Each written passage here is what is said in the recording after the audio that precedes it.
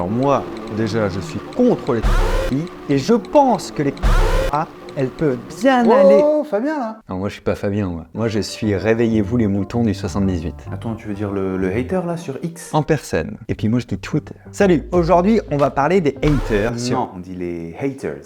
Toi, un peu toi. Non, bah, c'est pas enfin... Si, parce qu'il y a du jugement dans le son de Je ta sais pas, voix, moi dans j'ai l'intonation. fait 12 ans d'anglais à l'école des mines, donc je pense que je sais de quoi je parle. Après, je sais pas, fais tes recherches, tu verras. Voilà, en fait. un peu des gens comme ça, ou des gens qui injurent, qui dénigrent, qui humilient, qui font preuve parfois de racisme, de sexisme. Mais ce qui m'intéresse dans cette vidéo, c'est comment ces gens passent de « je pense un truc pas très sympa » à « je vais écrire un truc méchant ». Et même que je vais écrire ce truc méchant avec des mots très très méchants. Parce que pour équilibrer, je vais parler un peu comme des infos. C'est ça. Ouais. Merci de nous expliquer. Bah, je t'en prie. Moi, je fais partie de ces personnes qui se demandent pourquoi les haters existent, qu'est-ce qui se passe dans leur tête pour aller jusqu'à inciter à la haine, voire des fois au crime, sachant que c'est puni par la loi. C'est quand même pas mal de le rappeler. Et pour faire cette vidéo, j'ai demandé à Pierre Bordeauxberry, de la chaîne PsychoQuack, de m'accompagner. Merci d'avoir accepté.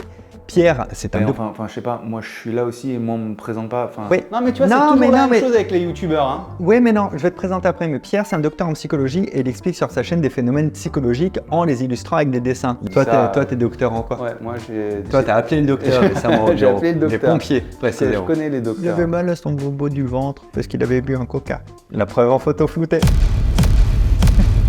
Loïc, oui, me mets un générique. Je vais dire générique. Ouais, Wow, t'as vu ça se perd pas les réflexe de réflexes. Pavlov. Déjà, il ne faut pas confondre un hater et un troll. Non mais un troll, il sait qu'il fait ça pour provoquer. Alors qu'un hater, soit il sait pas ce qu'il fait, soit il a la volonté de nuire, je pense, tu vois. Donc on va voir leur définition. Le troll, c'est le semeur de troubles. Son but, c'est d'énerver quelqu'un et de faire réagir toute l'audience en utilisant la provocation. On va dire c'est ça. Il va provoquer une personne en appuyant là où ça fait mal et en le mettant face à ses propres contradictions ou en mentant, par exemple. Mais le troll, lui, il se protège lui-même. Il a du recul sur ce qu'il fait. Le plus souvent, c'est sa façon à lui de faire, c'est l'humour. D'accord, ouais, donc genre une petite blagounette comme ça, quoi. Ouais, mais tu sais, celle qui t'énerve quand même. Parce que t'as, mais je sais que t'as compris. Fait, bah non, c'est toi qui n'as pas compris en fait. Il y a le célèbre adage qui dit d'ailleurs, don't feed the troll, ne nourrissez pas les trolls. Parce que c'est ce qu'il veut précisément, faire parler l'audience, faire parler le créateur. Il veut que la personne, elle abandonne le débat. Il est important de retenir que lui, il s'amuse à vous provoquer en disant des choses énormissimes, mais il ne les pense pas forcément. Alors que le hater, lui, il est victime. Parce que c'est une victime, le hater, en fait. D'accord, ah waouh. Eh oui, il est victime de ses émotions et il va déverser son flot de pensées et d'insultes de façon cruelle, sans détour. Et sa vocation, c'est pas de provoquer, mais un peu de casser son interlocuteur ou de convaincre que ses idées sont les bonnes, ou simplement de se faire du bien à lui-même, parce qu'en ce moment, ça va pas fort. Et là, vous vous dites, Fabien, t'exagères, tu extrapoles. Eh bien, pas du tout. Je vous donne 2 exemples de commentaires de ce matin, et regardez, ces 2-là, vraiment ces 2 de ce matin, qui disent « Non, mais en fait, c'est juste ça me faisait du bien de t'insulter. Mais pardon. » C'est fou quand même. Bref, ça laisse place à des discours de haine qui peuvent parfois être beaucoup même pires que ce que je reçois moi. Ça peut être raciste, homophobe, sexiste. Ça peut même aller jusqu'à l'incitation à la haine.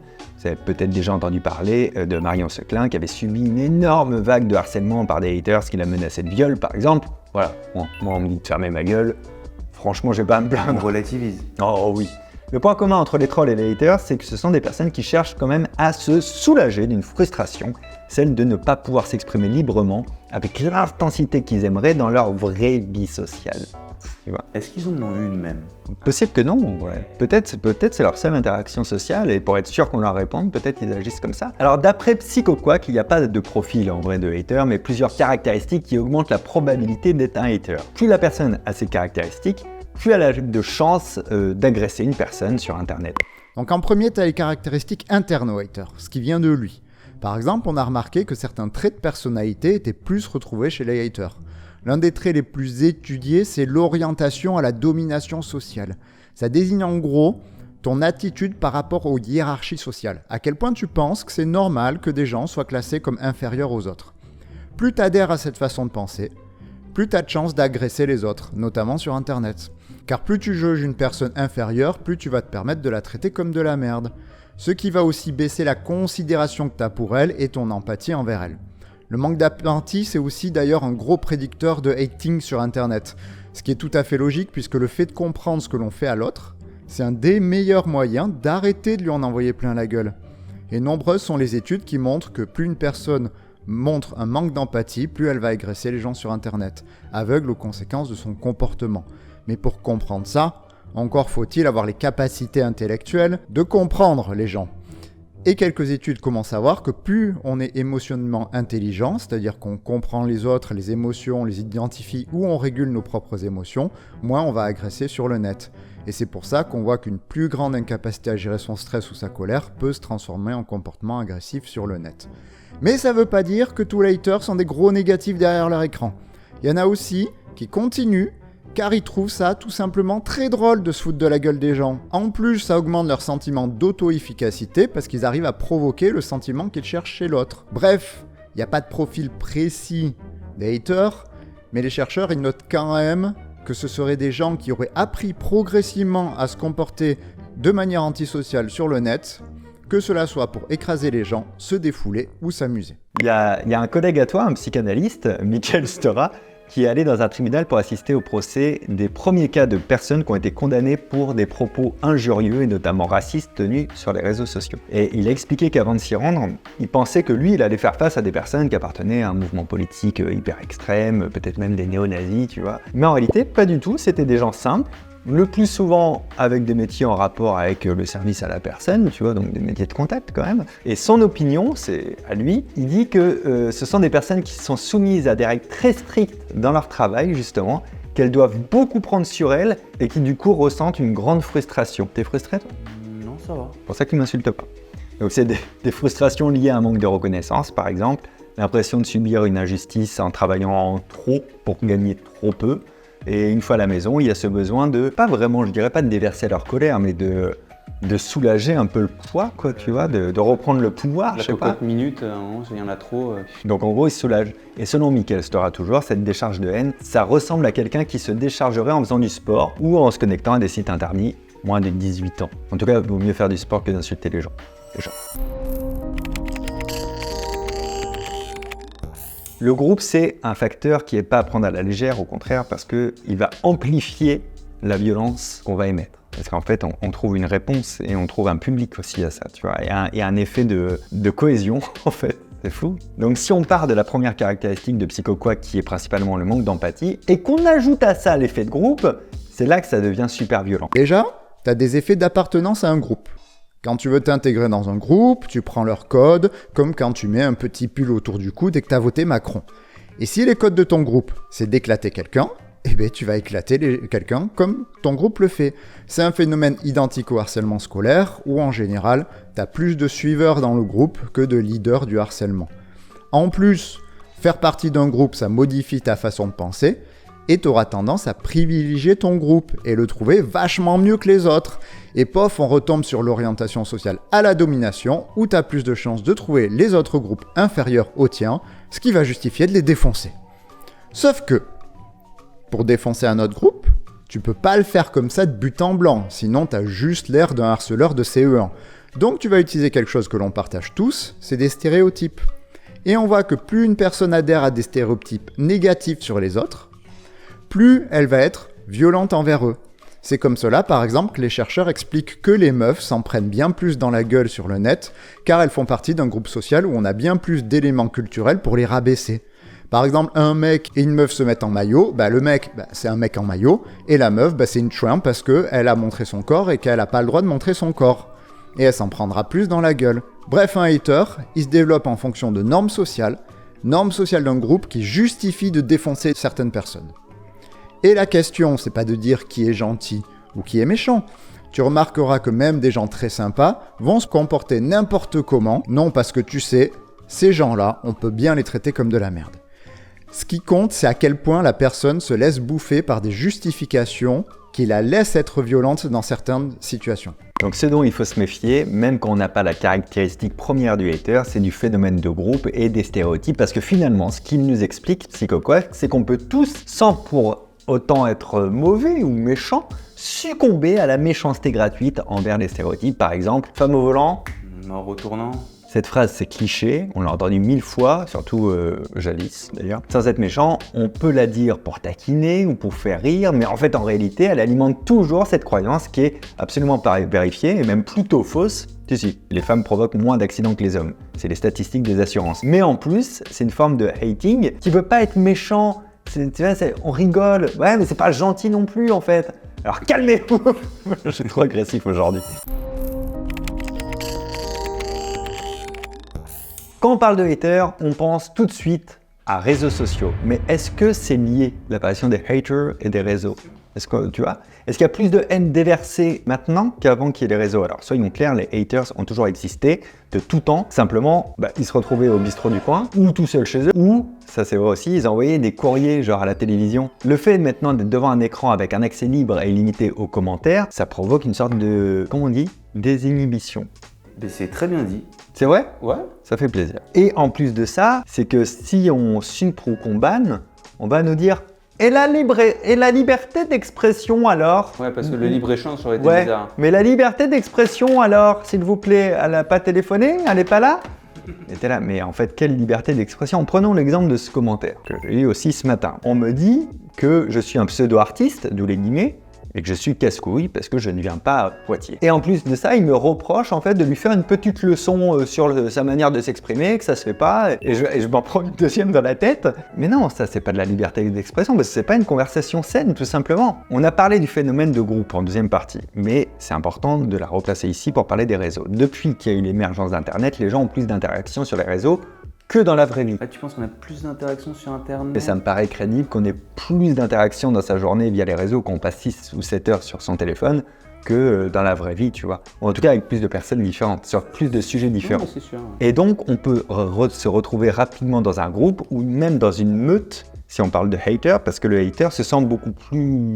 se sent moins seul en fait. Clay Shirky, qui est un professeur sur les nouvelles technologies de communication à l'université de New York, donc c'est pas rigolo, est convaincu qu'Internet et surtout les médias sociaux ont favorisé l'émergence et la revendication d'idées qui avant auraient heurté, voire choqué la population. Bon, on le voit sur X, ça quand même, pas mal, sur d'autres réseaux aussi. Il raconte qu'aux États-Unis, le nationalisme américain était plus tenu à distance avant les réseaux. Et on le voit aussi en France, s'il y a vraiment causalité, c'est peut-être une corrélation entre les extrêmes et les réseaux sociaux. Chacun s'époumonait à dire devant sa télévision à l'époque que les blancs chrétiens, par exemple, étaient plus américains que les autres, ou encore que les immigrés ne seront jamais de vrais américains, etc. Mais avec Internet, chacun a pu voir qu'ils n'étaient plus les seuls à penser ça, même surtout ceux qui le pensaient mais qui ne le disaient pas. Et depuis, des groupes d'opinion se sont structurés en ligne, groupes, des pages, des machins, et ont permis de rendre plus, j'ai du mal à utiliser le mot, mais je crois, admissible, ce qui était impossible de dire à voix haute avant. Mais sur Internet, il y a quand même des différences avec la vie réelle, qui font que les chercheurs différencient ces types de comportements. Déjà, tu as le fait de ne pas avoir une personne en face de toi. Ça baisse carrément ton niveau d'empathie envers les gens, comme quand tu es dans la voiture et que tu insultes tout le monde. Je m'arrête sur cet exemple quelques secondes, l'exemple de la voiture, parce qu'il est très parlant. L'écran, il permet de se sentir comme derrière son pare-brise, dans un habitacle dans lequel tu es en sécurité. En gros, c'est une distanciation, on a l'impression que, en fait, personne nous entend, et qu'il n'y a pas de conséquences. C'est quand tu fais « Hey, pauvre con !» tu vois. Il y a aussi ce truc en voiture que si jamais par contre la personne elle te répond, là tu reviens un peu à la réalité, tu te calmes un peu, t'es là « Eh oh, dis, bon, Sauf que sur Internet, de toute manière, quoi qu'il arrive, tu vas être entendu. Mais ça, on va en parler plus tard. Il y a aussi l'asynchronicité, où tu réponds à quelqu'un, mais tu lui réponds pas directement comme dans une vraie conversation. T'écris juste un message dans le vide. Il y a aussi la perception de l'anonymité, qui joue sur le comportement de haters sur Internet. Dans le harcèlement normal, tu as un jeu de pouvoir direct. Quand tu harcèles quelqu'un, tu as potentiellement des retours négatifs d'une autre personne ou de la personne que tu harcèles. Tu risques ta réputation. Et ça, la plupart des harceleurs qui harcèlent pour gagner en statut social, ils craignent de perdre à ce jeu-là. Sur Internet, tu peux défoncer quelqu'un sans aucun impact potentiel dans ta vie réelle. Bref, aucune conséquence négative à être débile. Donc plus de chances de continuer. Et enfin, sur Internet, on a le sentiment aussi de pouvoir qui est plus grand. Dans la vie réelle, si t'es en bas de l'échelle sociale, ça va être difficile de cracher sur tout le monde ou le médecin qui te fait chier. Sur Internet, par contre, tu peux. Et plus les gens croient qu'ils ont le pouvoir de nuire à d'autres personnes, plus ils vont le faire. Ils abusent de ce pouvoir qu'ils estiment avoir. Écoute, la différence entre les réseaux et la discussion de bistrot, c'est le contexte intentionnel. Quand on a une interaction sur les réseaux, les sentiments qui nous font le plus réagir, c'est quoi? C'est la colère et c'est l'indignation. C'est d'ailleurs ce qui fait le plus d'engagement, le plus de partages, le plus de commentaires. Et il y a des comptes là depuis que X a un modèle de rémunération sur le nombre d'impressions. Ça aille que là-dessus. Ouais. Il y a des comptes qui travaillent sur la colère et l'indignation parce que ça fait réagir. Comme on est en colère, on a envie d'exprimer son mécontentement. Seulement, c'est pas facile dans un endroit où il y a des centaines et des centaines de commentaires. On peut vite être noyé dans la masse. Donc c'est comparable à vouloir dire quelque chose dans une salle où il y aurait 1000 personnes qui parlent entre elles. Le hater, lui, il a conscience que ce qu'il va dire va être noyé dans la masse. Alors pour contrecarrer ça, il va d'autant plus surréagir pour avoir plus de chances que son discours soit entendu. Ce qui est très dommage quand il y a des gens qui, comme moi depuis 2016, posent leurs yeux sur tous les commentaires. Évidemment, je réponds pas à tout le monde, mais je lis tout, quoi. Lis tous les commentaires. Non, c'est vrai. véridique. C'est véridique. Et je suis obligé de me mettre un slot dans la journée qui n'est pas mon début de journée ou ma fin de journée, parce que si émotionnellement je suis pas prêt, alors encore une fois c'est un faible pourcentage, mais ils existent. Donc en fait tu te les prends des fois en mitraillette dans la gueule, quoi. Et donc les haters vont tenir, pour ces raisons que je viens de citer, des propos plus violents, plus choquants. Ça peut passer de j'aime pas cette personne à je veux tuer cette personne. Mais bien sûr, comme à ce moment-là le principal est d'être entendu, on prend pas conscience des conséquences. On parle beaucoup de l'anonymat derrière lequel se cachent les haters. C'est vrai que le fait de se croire masqué, ça donne une sorte de permission sociale et surtout ça nous désengage des conséquences de ce qu'on dit. On se dit, on va pas me retrouver, pas toujours le cas, et on se dit, j'aurai pas de sanctions juridiques. Et de 3, si en plus il s'agit d'une personnalité publique, en plus on se sent légitime, parce que là, quelque part, elle a qu'à pas s'exposer sur les réseaux en fait. Pour le coup, pour la petite anecdote, j'avais fait une vidéo sur mon Insta, et il y avait une personne qui avait répondu « c'est de la merde ». Après j'avais supprimé mon commentaire. Là t'avais dit quoi? J'avais dit qu'est-ce qui t'a pas plu en fait, parce que là du coup c'est pas très constructif. Elle avait répondu waouh, en fait si on peut pas donner son avis et si t'es pas prêt à accepter la critique. C'est ça qui est fou, c'est qu'après on te rebalance le alors. C'était effectivement un truc comme ça et j'avais répondu c'est pas une critique si tu écris ça, je te demande d'argumenter pourquoi tu trouves ça nul, là on peut discuter.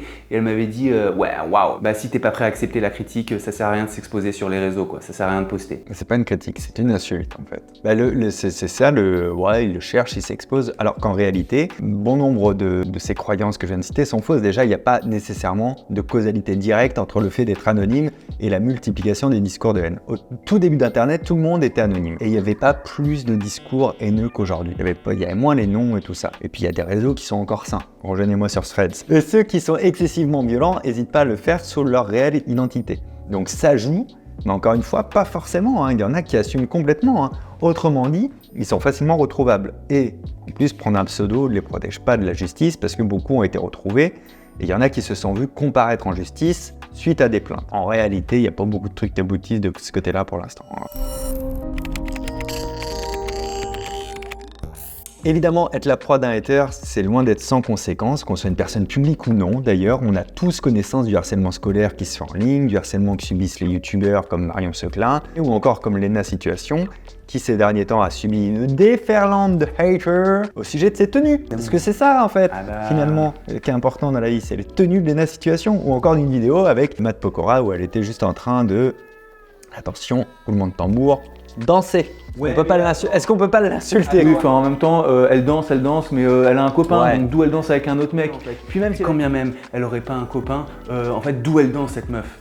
C'est ça? Ouais, donc elle se calme un peu, Et clairement, cette agressivité décomplexée devient de plus en plus problématique. Elle l'augmente, elle s'intensifie, elle impacte à tout moment n'importe qui et au sujet de n'importe quoi, avec parfois des effets dangereux, et ça peut conduire à des tentatives de suicide, ou à des suicides d'ailleurs. Il n'y a pas que la tentative, malheureusement, des fois c'est réussi. L'impact sur l'individu victime de haters s'arrête où? Et contrairement à ce qu'on croit, le mal, il s'arrête pas quand on éteint l'écran. Alors quand on a confiance en soi, quand on a une vie bien installée, quand on a une vie sociale stable et une sécurité affective, c'est facile de dire « Ouais, mais suffit de pas faire gaffe, faut ignorer, ça s'arrête quand t'arrêtes tous tes réseaux. » Mais imagine seulement si t'as des doutes sur toi. La personne qui joue dessus et qui essaie de t'écraser sur Internet, elle élargit ta faille et tu vas pas endormir. Imagine que ta vie sociale elle est déjà compliquée dans la vie réelle. Alors tu te crées des relations sur le net. Si des personnes commencent à te faire une sale réputation, ça t'apporte un max de stress. Imagine aussi que tu es ta vie professionnelle sur Internet. Tu fais comment si tu as des gens qui vont te foutre des 1 étoile partout? Bref, subir un hater, ça a des conséquences et les études lient fortement baisse d'estime de soi, dépression, comportement autodestructeur et idées suicidaires avec le fait de recevoir de la merde sur le net. Et admettons même que tu sois stable, au bout du 500 millième, t'es une merde, tu commences à y croire un peu quand même. Et puis on va pas parler du fait que une personne victime peut aussi très bien devenir un hater elle-même par la suite. Et voilà exactement pourquoi, quand je suis pas très bien émotionnellement, professionnellement, personnellement, je vais pas sur mes réseaux pendant quelques jours et après je rattrape, je lis YouTube est bien fait, l'espace commentaire pour ça et tout et je vais rattraper après, mais parce que c'est trop facile aussi de dire « Ah mais tu t'en fous, perds pas de temps avec ça ». Oui, mais si tu veux lire les autres, tu peux pas en fait. Tu veux le positif? Ouais, tu peux. Oui, c'est pardon, je m'exprime mal, mais oui, tu peux pas scanner avec tes yeux que le positif et ne pas le voir le négatif et quand il est très répétitif. Et encore, je suis plutôt bien loti, je suis loin d'être le pire, je pense. Mais je connais des potes youtubeurs qui font plus de l'entertainment, qui font plus de l'entertainment de masse. Eux, ils ont abandonné l'espace commentaire il y a des années. Et là, je vous parle des conséquences qu'il y a sur les victimes. Il y a aussi quelques conséquences sur les haters lorsqu'une plainte est déposée pour incitation à la haine, au crime ou aux propos injurieux. Ça peut aller de la prison avec une amende qui va de 1 500 à 3 000 euros. Psycho quoi, comment on fait pour arrêter ça? Déjà, tu as les chercheurs qui réfléchissent à des outils de détection de cyberharcèlement pour que des instances, des juges ou la police puissent juger rapidement d'une situation et intervenir rapidement. On réfléchit aussi à pouvoir détecter quand la menace d'un hater devient alarmante et doit être prise au sérieux, comme des menaces de mort. Bon, on sait que par exemple, une menace de mort, ça peut être Kevin du 38 qui l'a fait à 12 ans, comme une personne vraiment dangereuse. Donc pour l'instant, on dit que juge et police devraient faire attention à combien de followers a une personne qui envoie un message de hater. Est-ce que cette personne qui envoie ce message a déjà été violente par le passé ? Est-ce qu'elle connaît la personne dans la vie réelle? Et c'est ce type de données qu'on essaie de prendre pour essayer d'évaluer à quel point la menace de mort puisse un jour arriver à des violences réelles. On sait aussi qu'en France, on a la plateforme Pharos, où tu peux signaler des comportements haineux, et les condamnations de haters commencent à se faire suffisantes pour que l'on puisse montrer que cela ne restera pas impuni potentiellement. Mais maintenant, les problèmes de haters sur Internet, c'est pas juste un problème de personnes qui déconnent et de gens sociopathes derrière leur écran. Il y a 15% des gens qui déclarent avoir déjà défoncé une personne sur Internet, et c'est un comportement globalement accepté dès que l'on estime qu'on a le droit de défoncer des gens. Vous avez entendu, il y a donc des moyens qui commencent à être mis en œuvre pour parer à ce phénomène, et surtout si ça vous arrive, vous avez toujours la possibilité d'aller porter plainte, bien sûr, et surtout de le signaler à Pharos, à la plateforme Pharos. Bon, encore une fois, c'est pas évident. Si vous êtes confronté à des personnes, à des haters, mon conseil, c'est vraiment de les ignorer. Voilà, c'est exactement le conseil que j'ai dit qui est pas facile à suivre. Quand je dis les ignorer, il faut pas juste s'empêcher de leur répondre. Il faut pas les lire. Il faut se déconnecter en fait. Il y a une période de ma vie où vraiment j'arrivais plus à absorber ça. Je crois que pendant 3 mois, je suis pas allé lire les commentaires et j'ai un trou. J'ai lu tous les commentaires depuis 2016, sauf ces 3 mois-là. Ça m'a fait du bien. C'est la seule solution parce que même si les haters, encore une fois, sont une extrême minorité, votre cerveau est fait de façon à ce qu'il retienne le plus négatif, pas le positif. Parce que votre cerveau, il est là pour vous défendre des situations dangereuses, des choses qui vous inquiètent, de vos peurs.